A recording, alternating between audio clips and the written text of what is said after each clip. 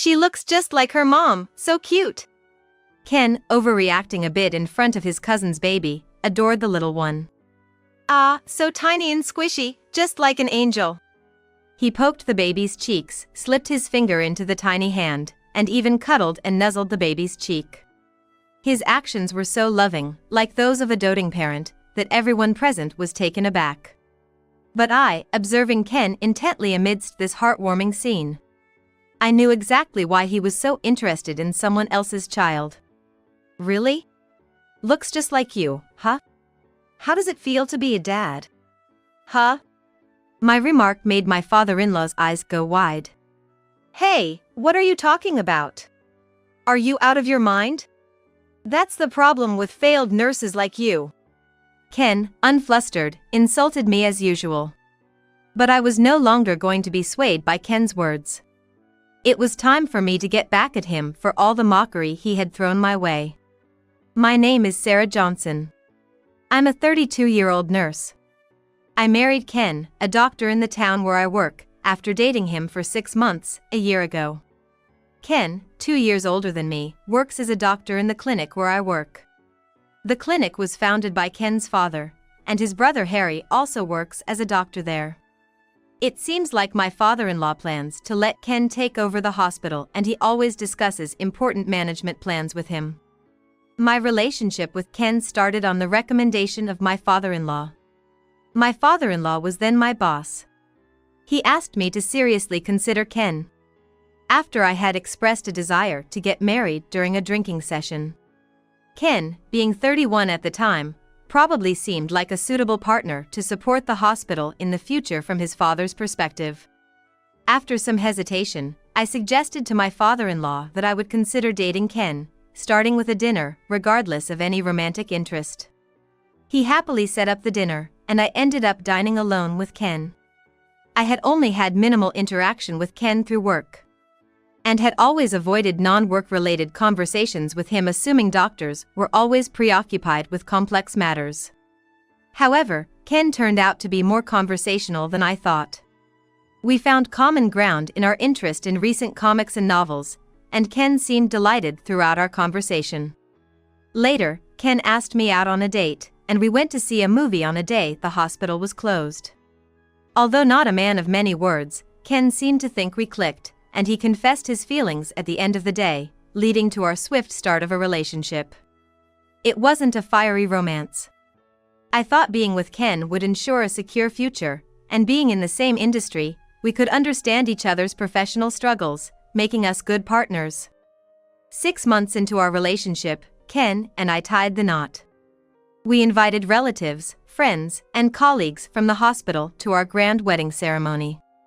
At my wedding, the friends I invited as guests were all envious, saying how lucky I was to marry a doctor from a prestigious family. I didn't marry Ken just because he was the son of a clinic owner, but the idea of a secure future was something my parents and I were all happy about. Our marriage started off smoothly, I think. Ken didn't like doing household chores much, so I took care of them myself. As a doctor, Ken often came home late because of extended consultations, and since I could get off work on time, I was eager to do my part for my busy husband. I realized after getting married that I actually enjoyed housework. It used to be a hassle to clean the house or cook for just myself, but doing it for Ken gave me energy. However, Ken never once said my cooking was delicious. I knew he wasn't one to praise others easily, but I wished he would appreciate my efforts a little. Still, I worked hard to maintain a peaceful newlywed life and took care of everything at home. About 3 months into our marriage, I got a call. "Hello, Sarah?" "Hi Julie, what's up?" It was from my cousin Julie. She's 4 years younger than me, and we used to live nearby when we were kids, so she's always been clingy like a real sister. We hadn't interacted much as adults, but we reunited at my wedding. Julie is married to a guy named Joseph.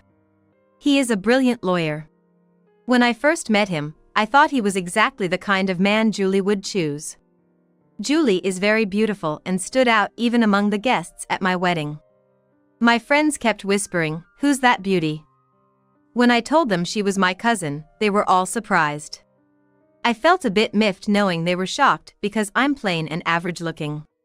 But I reminded myself that I was the star of the show and let it go. But what could Julie want? I was curious and asked.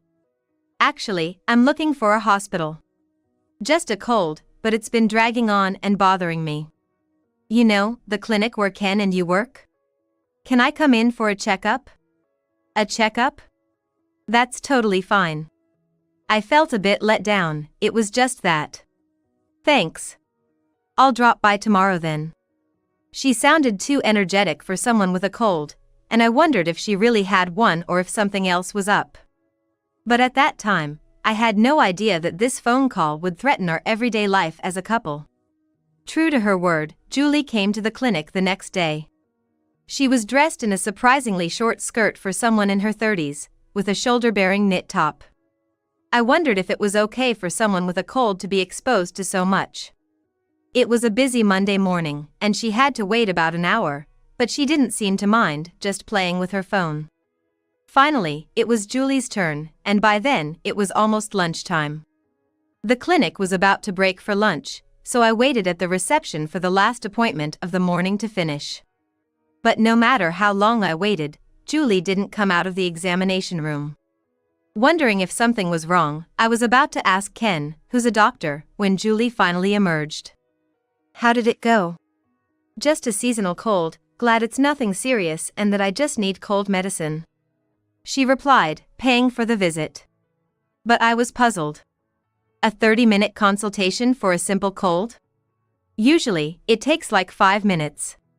Moreover, Julie's face was unusually red when she came out, making me suspect she was hiding a serious illness instead of just having a cold. Are you really okay?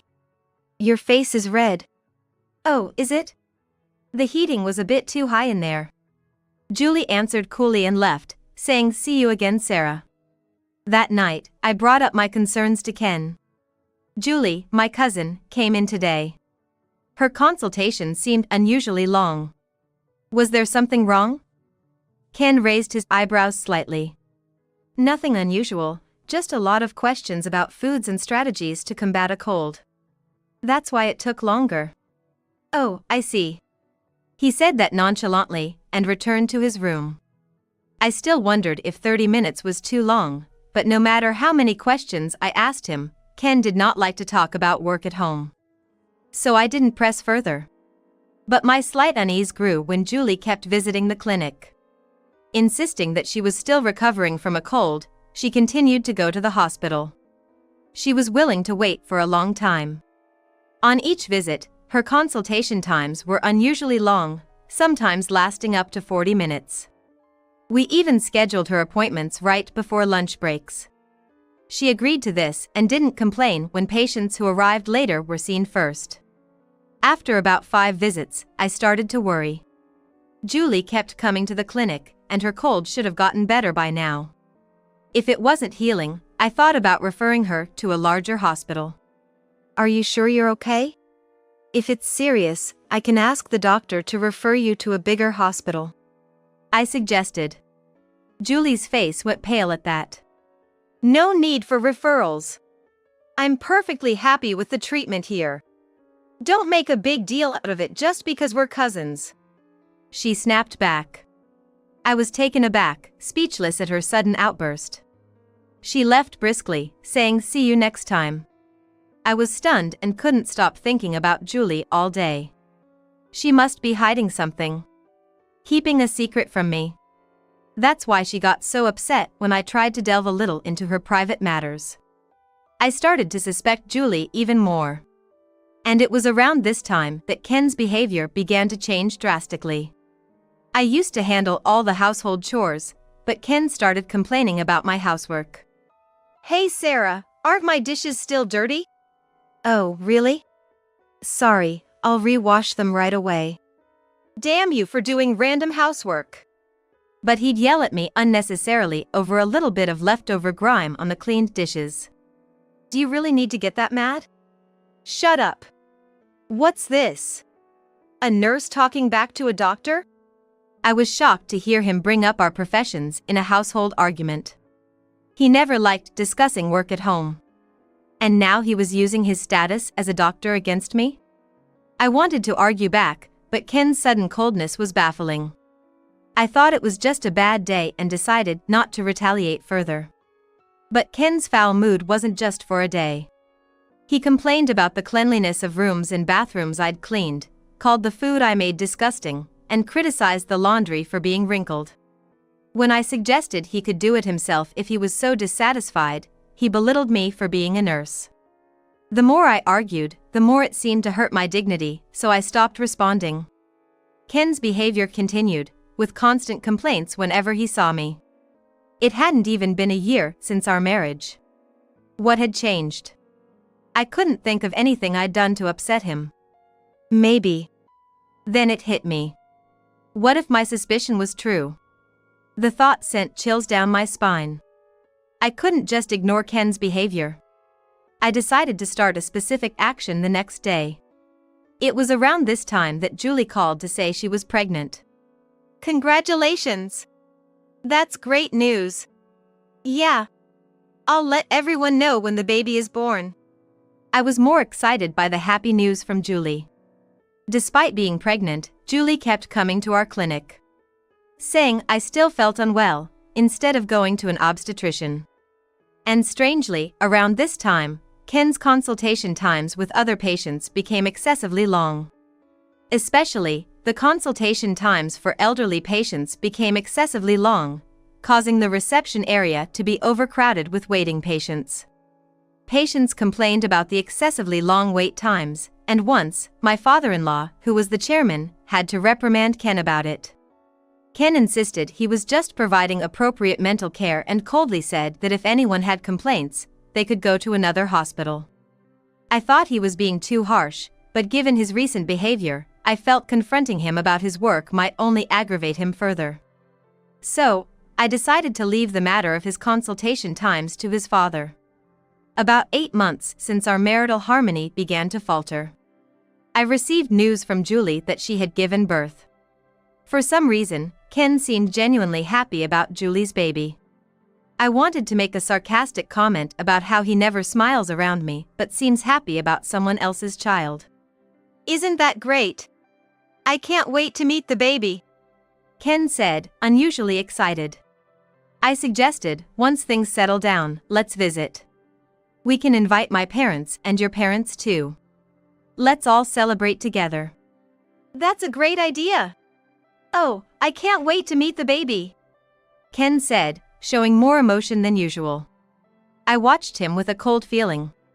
A month later, after Julie had completed the baby's checkup, we all gathered at Julie's house on Sunday. Attendees included my parents, Julie's parents, and her husband Joseph's parents. And Ken's parents. Though I felt bad for imposing with such a large group, Julie happily welcomed everyone into her home.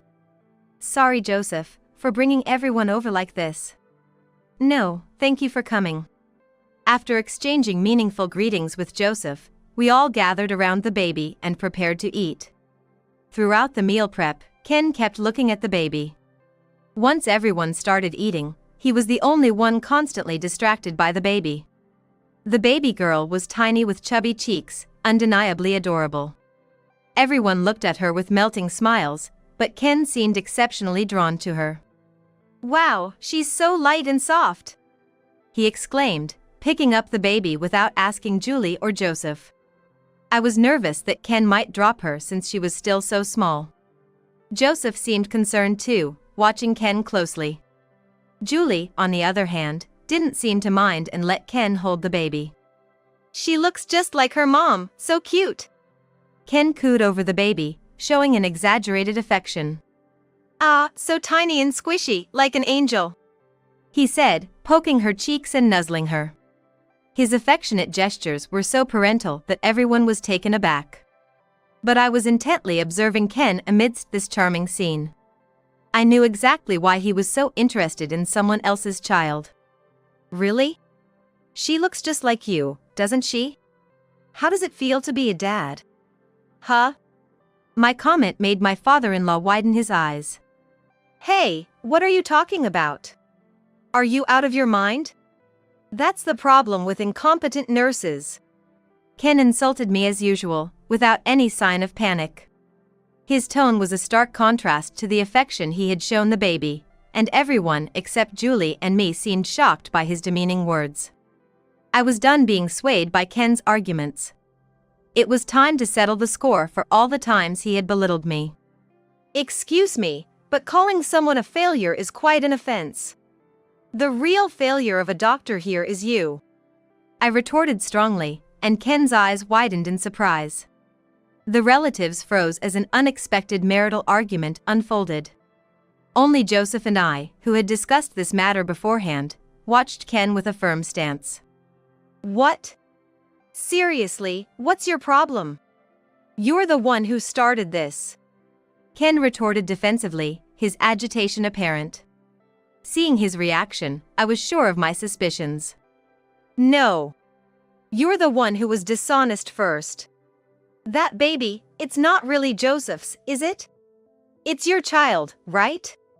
Joseph is infertile, you know. He was shocked to learn of the pregnancy because it was at a time when he had no inkling of it. Infertility? What are you talking about? Ken blurted out in confusion. Obviously. He had assumed Julie's baby was Joseph's, so this revelation must have disrupted his plans. That's right. I've been living with guilt, thinking I've wronged Julie. When she told me she was pregnant, I couldn't be happy. In fact, I've always doubted whether the baby was really mine. Joseph voiced his suspicions about Julie. Julie gasped, shocked that Joseph had doubted her. I always thought Julie's behavior was strange. She kept coming to our hospital for a cold but never seemed that ill. Her consultation times were abnormally long, and I wondered what kind of examinations they were doing. So, Julie and Ken, what exactly were you doing in the examination room? I asked with a piercing gaze. Julie's eyes darted around nervously as she stammered, well. What do you mean? Just regular internal medicine consultations or nose and ear checks. Julie asked in detail about how to cure her cold, that's why it took longer. Ken defensively raised his voice. However, I keenly noted how Ken casually addressed Julie by her first name, Julie. Ken then clamped his mouth shut, his expression one of belated realization, as if thinking, I've made a mistake. But it was too late. Everyone in the room had clearly heard him call a patient, also his wife's cousin, by her first name. Well, it seems you have no intention of admitting it. In that case, I have no choice but to show this. I said, exasperated by their stubbornness, and pulled out a large envelope from my bag. What's that? Ken asked, eyeing my actions closely. Without answering him, I pulled out a thick stack of documents from the envelope. Since you refuse to admit your guilt, I have to reveal this in front of everyone. This is evidence of your affair with Julie. I had it investigated by a detective. You know, your attitude towards me changed ever since Julie started coming to the hospital. You complained about the housework, belittling me for being a nurse. That's not how one treats a loving wife. I've always suspected something was going on. When I had it investigated, the results came back quickly. With all this evidence, you can't escape the truth now. I confronted Ken, thrusting the detective's evidence of his affair right in front of him. The evidence showed Ken walking arm in arm with Julie in private, and their message exchanges where Julie talked about cheating. It was more than enough to prove their affair.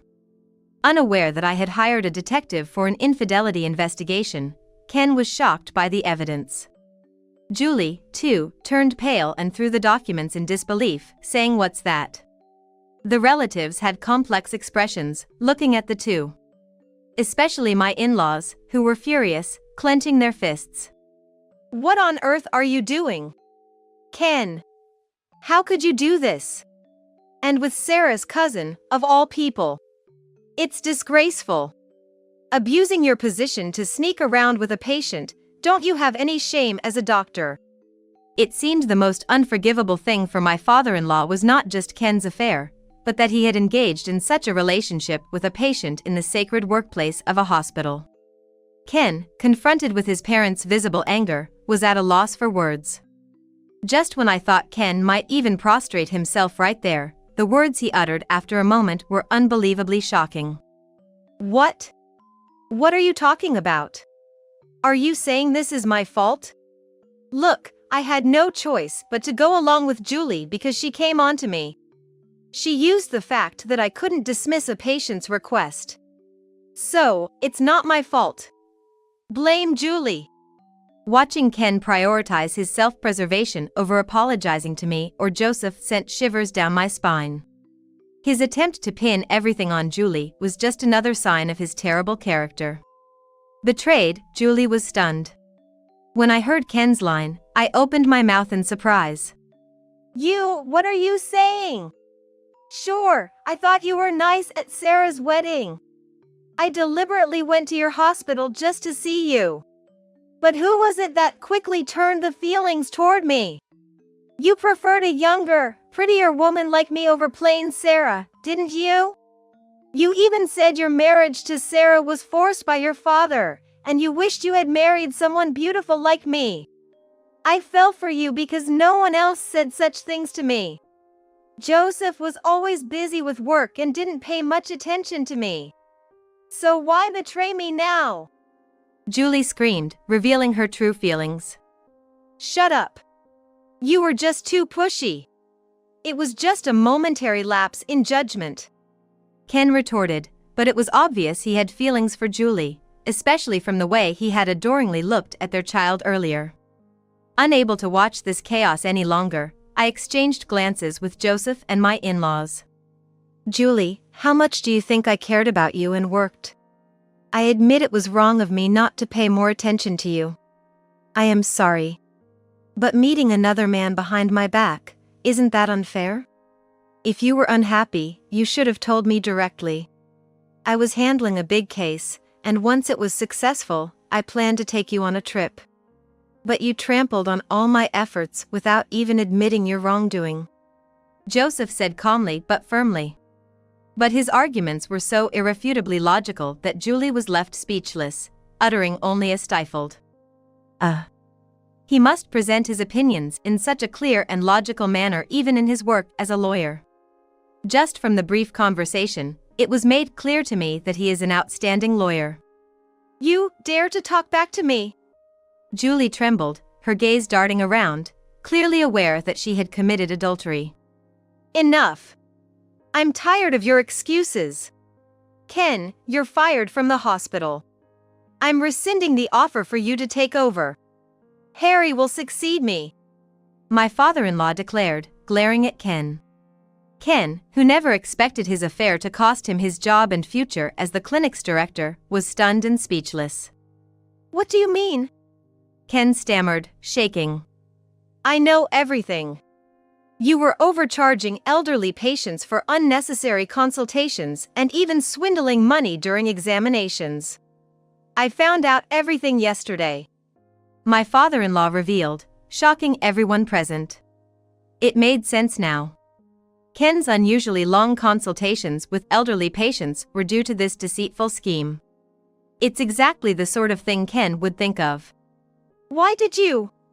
Ken didn't deny his guilt, but he seemed consumed with anger over losing his successor position. The nurses noticed it. The same nurses you looked down upon. They watched the doctors closely.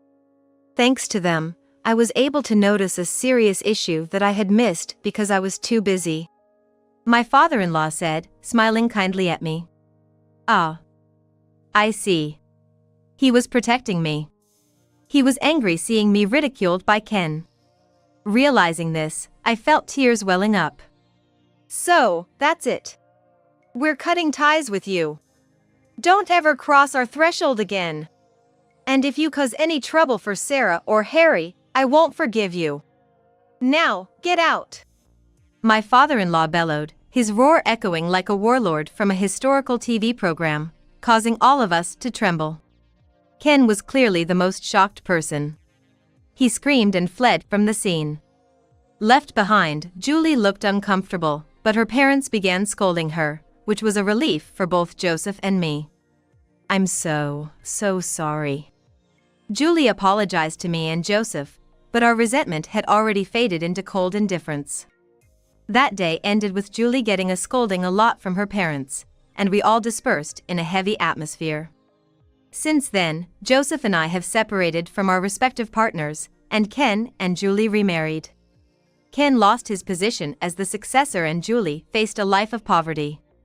Ken tried to find work at other hospitals, but his misdeeds at our clinic were well known, and he couldn't find another job. Too proud to take a non-doctor job, Ken struggled to start his job hunt.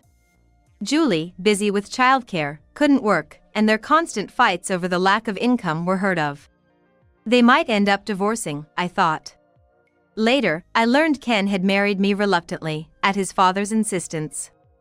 His sudden coldness was an attempt to make me initiate the breakup.